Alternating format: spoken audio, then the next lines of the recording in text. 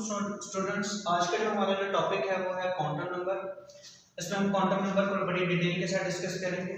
इसे आप लोगों ने हाईलाइट रखना है, बड़ा इंपॉर्टेंट लॉन्ग क्वेश्चन है चैप्टर नंबर 5 का। तो स्टार्ट करते हैं with the definition of quantum number. तो क्वांटम नंबर क्या होता है? क्वांटम नंबर एक सेट ऑफ न्यूमेरिकल वैल्यूज है which give complete description about the electron.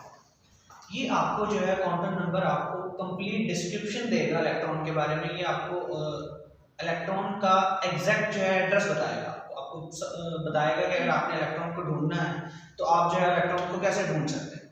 वो सारी की सारी जो इलेक्ट्रॉन के हवाले से सारी की सारी इंफॉर्मेशन जो है आपको क्वांटम नंबर देगा। इसकी एग्जांपल आप ऐसे ले सकते हैं कि अगर आपने किसी शख्स को ढूंढना है तो आप सबसे पहले ये पता करते हैं कि वो शख्स जो है वो किस कंट्री में रहता है। उसके बाद आपको उसकी कंट्री का पता चल गया तो आप ये पता करते हैं कि वो उस कंट्री में किस सिटी में रहता है। कंट्री में काफ़ी सारे सिटीज़ होते हैं तो आप उसके सिटी का पता करें। जब आपको उसके सिटी का पता चल जाएगा तो आप जो है सिटी में एंटर हो जाते हैं। तो सिटी में एंटर होने के बाद जो है आपको जैसे हमारे सिटी में काफ़ी सारे ब्लॉक्स हैं, 11-12 ब्लॉक्स हैं, 11 ब्लॉक, 12 ब्लॉक, 6 ब्लॉक, तो काफ़ी सारे आपको ब्लॉक्स नजर आएंगे। तो उनमें आपने ये पता करना है कि अब वो किस ब्लॉक में रहता है। जब आप उसका ब्लॉक पता कर लेंगे तो फाइनली जो है आप उसके घर के करीब पहुंच जाएंगे, आपको जो है वो शख्स मिल जाएगा। तो इसी तरह जो है ये क्वांटम नंबर भी जो है एक सेट ऑफ न्यूमेरिकल वैल्यू है जो आपको एग्जैक्ट जो है इलेक्ट्रॉन की तरफ लेकर जाता है। हम इसे 4 स्टेप में डिवाइड करते हैं। पहला जो है वो प्रिंसिपल क्वांटम नंबर है, दूसरा एजीम्यूथल क्वांटम नंबर है, थर्ड जो है मैग्नेटिक क्वांटम नंबर है और स्पिन क्वांटम नंबर। तो वन बाय वन करके डिस्कस करते हैं कि प्रिंसिपल क्वांटम नंबर जो है आपको क्या बताता है, एजीम्यूथल क्वांटम नंबर आपको क्या बताएगा, मैग्नेटिक क्या बताएगा और स्पिन क्वांटम नंबर क्या बताएगा। तो पहले आते हैं प्रिंसिपल क्वांटम नंबर की तरफ। प्रिंसिपल क्वांटम नंबर को हम n के साथ डिनोट करते हैं और इसे आप ऐसे ही समझें कि ये अगर आपने इलेक्ट्रॉन का एड्रेस पूछना है तो आप सबसे पहले जो है वो प्रिंसिपल क्वांटम नंबर के पास जाएंगे। जैसे अगर आपने अपने कॉलेज जाना है ना तो सबसे पहले आप अपने प्रिंसिपल के पास जाएंगे कि हमें जो है ये काम है, इससे मिलना है। तो वो आगे आपको जो है फर्दर गाइड करेंगे कि आपने जो है इस तरफ जाना है, आपको जो है यहाँ पर आपका जो रिक्वायर्ड शख्स है या फिर आपका जो रिक्वायर्ड काम है वो ऐसे हो जाएगा। तो आप इसे ऐसे ही समझें, ये आपका जो है प्रिंसिपल क्वांटम नंबर ये आपको गाइड करेगा कि आपने जो है वो किस साइड पर जाना है। प्रिंसिपल क्वांटम नंबर को हम n के साथ डिनोट करते हैं। n की जो वैल्यूज हैं ये पॉजिटिव इंटीजर्स हैं, 1, 2, 3 एंड 4। ये जो प्रिंसिपल क्वांटम नंबर है ये इनमें n जो है ये नंबर ऑफ ऑर्बिट्स को शो करता है। ये आपको बताएगा कि आपका इलेक्ट्रॉन जो है वो फर्स्ट ऑर्बिट में है, ये आपका इलेक्ट्रॉन जो है वो सेकंड ऑर्बिट में है, ये आपका इलेक्ट्रॉन जो है वो थर्ड ऑर्बिट में है, ये फोर्थ ऑर्बिट में है। इन ऑर्बिट्स के हमने नाम रखे हुए हैं, जैसे हम कंट्रीज के हमने अपने नाम रखे होते हैं, जैसे पाकिस्तान है, इंडिया है, बांग्लादेश है, श्रीलंका है, इनके हमने नाम रखे हुए हैं ना। हमने ये तो नहीं बुलाते कि नंबर 1 कंट्री, नंबर 2 कंट्री, हर कंट्री का अपना अपना नाम है।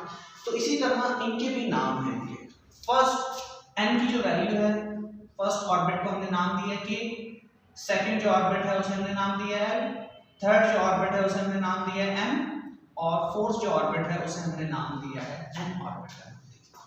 जैसे आपको थोड़ा सा इसके बारे में मजीद बताते हैं कि यदि ये न्यूक्लियस है, ये इसका फर्स्ट ऑर्बिट है, ये इसका सेकंड ऑर्बिट है, ये इसका थर्ड ऑर्बिट है, इसके बाद जो है वो फोर्थ ऑर्बिट आएगा। तो न्यूक्लियस के बाहर जो पहला जो ऑर्बिट है k, फिर l, फिर m और उसके बाद वाला जो ऑर्बिट आएगा उसे हम क्या कहेंगे, n ऑर्बिट कहेंगे। तो फर्स्ट ऑर्बिट का name k, l, m, n। ये नंबर ऑफ ऑर्बिट, ये n जो है ये आपको कौन कौन सी इंफॉर्मेशन देता है? सबसे पहला पॉइंट ये आपको साइज के बारे में बताता है। अगर आपको ये कहे ना कि n की वैल्यू जो है वो 2 है तो हमारे माइंड में फौरन आएगा n की वैल्यू अगर 2 है तो वो l वाले ऑर्बिट में होगा। और l वाले ऑर्बिट में आपको, जब आप l वाले ऑर्बिट को देखेंगे तो आप देख सकते हैं कि न्यूक्लियस से इसका डिस्टेंस कितना है। आपको पता चल जाएगा कि न्यूक्लियस से इसका डिस्टेंस कितना है, इसका साइज जो है वो कितना होगा। आपको नंबर ऑफ ऑर्बिट पता चलने से आपको साइज का अंदाजा हो सकता है कि इसका जो है वो रेडियस कितना है। अगर फर्स्ट ऑर्बिट है तो आपने रेडियस की कैलकुलेशन में पढ़ा, r1 की जो वैल्यू होती है वो 0.529 एंगस्ट्रॉम होती है। आपको अगर हम कहें कि फर्स्ट ऑर्बिट है तो आपको माइंड में फौरन आएगा कि इसका रेडियस इतना होगा। अगर आपको कहा जाए कि सेकंड ऑर्बिट है तो आपके माइंड में फौरन आएगा कि इसका जो रेडियस है वो 2.11 एंगस्ट्रॉम होगा। अगर आपको कहा जाए थर्ड ऑर्बिट है तो आपके माइंड में फौरन r3 की वैल्यू आ जाएगी। तो इस तरह जो है नंबर ऑफ ऑर्बिट जो है आपको क्या इंफॉर्मेशन देता है, आपको ये साइज के बारे में बताता है। दूसरा आपको क्या बताता है, रेडियस के बारे में बताता है। जैसे जैसे साइज भी बढ़ता जाता है वैसे वैसे भी रेडियस बढ़ता जाता है।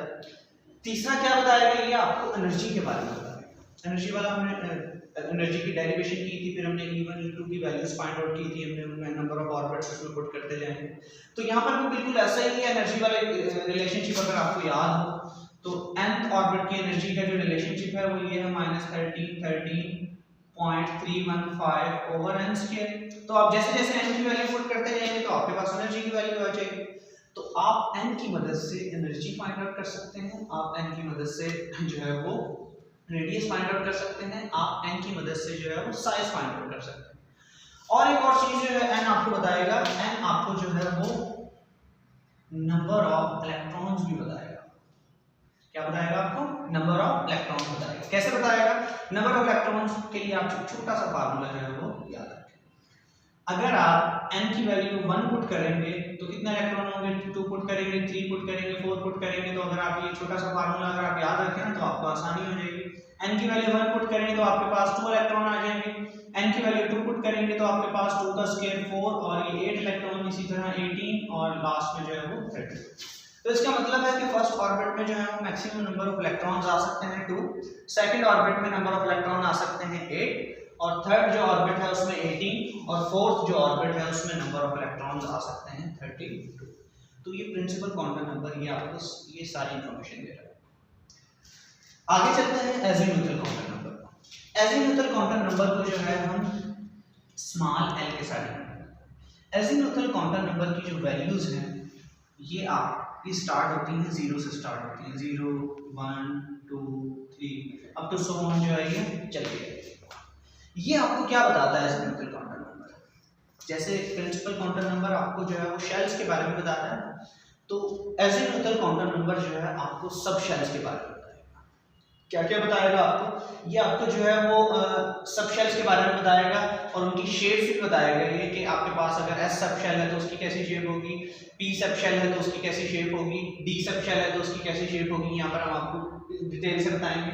ये आपको बताएगा कि हर सब शेल में जो है वो कितने कितने इलेक्ट्रॉन्स आ सकते हैं। तो पहले हम ये डिस्कस करते हैं कि इनकी जो है वो कौन कौन से सब शेल्स के बारे में आपको बताता है एजीमुथल क्वांटम नंबर और उनकी जो है शेप्स कैसी होती है। अगर आप L की वैल्यूज लीजिए, L की वैल्यू स्टार्ट होती है 0 से 1 2 3 अप टू सो ऑन ऐसे चलती रहती है। तो ये जो फर्स्ट ऑर्बिट है ये आपको बताएगा कि इसमें जो है वो एक सब शेल होता है जिसे हम S सब शेल कहते हैं, इसे हम S सब शेल कहते हैं। और S सब शेल की जो शेप होती है वो स्फेरिकल शेप होती है। जैसे बॉल देखिए ना, आपने फुटबॉल देखी, वो स्फेरिकल होती है उसकी शेप। तो इस तरह की जो है वो S की स्फेरिकल शेप होती है।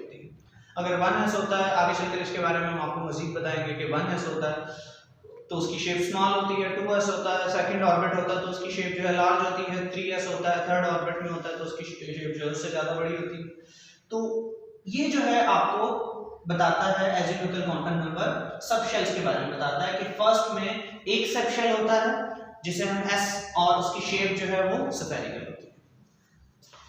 L की वैल्यू अगर 1 होगी तो आप जो है वो मजीद आपको एक P सब शेल मिलेगा। और P की कैसी शेप होती है, P की जो है वो डंबल जैसी शेप होती है। डंबल देखें आप लोग, तो वो जिम में जाकर जो है वो डंबल से उठाते हैं, दोनों साइड पर इक्वल वेट रखे होते हैं तो उससे उठाते हैं फिर, तो उस तरह की जो है वो डंबल जैसी शेप होती है P की। L की वैल्यू अगर 2 होगी तो यहाँ पर ये आपको बताएगा D सब शेल के बारे में आपको बताएगा, और D की जो है वो डबल डंबल शेप होती है इसकी। आगे चलकर जो है हम मजीद इसके बारे में डिस्कस करेंगे। यहाँ पर मैं आपको छोटे सी एग्जांपल दे देता हूँ D की। तो D की जो है वो डबल डंबल वाली शेप होती है इसकी, इसमें आप देख सकते हैं 2 डंबल होते हैं। और उसके अलावा अब 3 जो है ये आपको बताएगा P सब शेल के बारे में, सॉरी F सब शेल के बारे में बताएगा। F की जो है बड़ी कॉम्प्लिकेटेड सी शेप होती है, तो आपके कोर्स में यहाँ पर डिस्कस नहीं की गई है F की शेप, तो यहाँ पर हम भी नहीं डिस्कस करेंगे। F की जो है उसमें नंबर ऑफ डंबल्स जो है वो ज़्यादा होते हैं, आपस में मर्ज भी हुए होते हैं। तो ये आपको जो है आगे चलकर हायर क्लासेस में पढ़ोगे F सब शेल के बारे में। तो यहाँ पर हमें एजीमुथल क्वांटम नंबर हमें क्या बता रहा है कि आपके पास जो शेल्स हैं उनमें आगे चलकर जो है वो सब शेल्स सब शेल्स आगे चलकर जो है आपको सब शेल्स नजर आएंगे। जैसे मैंने आपको एग्जांपल दी थी ना स्टार्ट में कि अगर आप एक पहले तो आप ढूंढते हैं कंट्री आपको एज प्रिंसिपल ने बता दी है, आप जैसे ही कंट्री के अंदर एंटर होंगे तो आपको काफी सारे सिटीज नजर आएंगे उसमें। तो इसी तरह जो है वो आप जब आप इनमें एजिमुथल काउंटर नंबर में एंटर होंगे तो आपको जो है आगे काफी सारे सब शेल्स नजर आएंगे। तो वो कौन कौन से सब शेल होंगे? एस, पी, डी और एफ। इनमें कितने इलेक्ट्रॉन्स होते हैं ये भी हमें बता सकते हैं। इसके लिए आपने एक छोटा सा फार्मूला याद रखना है, 2 × 2l + 1। ये आपको बताएगा कि जब आप l की वैल्यू जो है वो 0 पुट करते हैं तो क्या होगा। यहाँ पर आप 0 पुट करें यहाँ पर, तो जब l की वैल्यू 0 होगी तो s सब शेल है और s सब शेल में कितने इलेक्ट्रॉन आ सकते हैं? यहाँ पर आप 0 पुट करें तो आपके पास वैल्यू आ जाएगी 2 आ जाएगी। जब आप l की वैल्यू 1 पुट करेंगे तो 1 × 2 3 और आप इसे 2 से मल्टीप्लाई करते हैं तो यहाँ पर p सब शेल है और p सब शेल में कितने इलेक्ट्रॉन आ सकते हैं? 6 इलेक्ट्रॉन आ सकते हैं। जब आप l की वैल्यू जो है वो 2 पुट करेंगे तो आपके पास d सब शेल और d सब शेल में कितने इलेक्ट्रॉन्स आ सकते हैं? आप यहाँ पर 2 पुट करके देख लें, यहाँ पर आंसर जो है वो 10 आएगा। 3 पुट करके देखें तो f सब शेल में कितने इलेक्ट्रॉन्स आ सकते हैं? f सब शेल में जो है वो मैक्सिमम 14 इलेक्ट्रॉन्स आ सकते हैं। तो अब हम इन एजिमुथल क्वांटम नंबर और प्रिंसिपल क्वांटम नंबर दोनों को आपस में कनेक्ट करते हैं। यहाँ पर हम देखते हैं दोनों के दरमियान क्या रिलेशनशिप है। प्रिंसिपल क्वांटम नंबर की वैल्यू n की वैल्यू जब 1 होगी तो उसे हम k सब शेल कहते हैं और इस k सब शेल में कितने सब शेल आते हैं? इस k शेल में जो है वो आगे सिर्फ एक सब शेल आता है। जैसे आपको पता है कि ये न्यूक्लियस के करीब वाला जो शेल होता है ना बड़ा स्मॉल सा होता है और इसके बाद जब दूसरे सब शेल की तरफ जाएंगे ना तो दूसरे सब शेल का नाम हमने रखा हुआ L शेल और ये जो है वो इससे पहले वाले से बड़ा होगा। इसमें जो है आपको मजीद 2 जो है वो सब शेल्स नजर आएंगे। आप खुद देख सकते हैं K शेल जो है अगर इसे K शेल कहें तो L शेल इसके बाहर वाला है और इसका साइज जो है वो पहले वाले शेल से बड़ा है। तो इसमें मजीद जो है वो 2 सब शेल आपको नजर आएंगे, एक S नजर आएगा आपको, एक P नजर आएगा।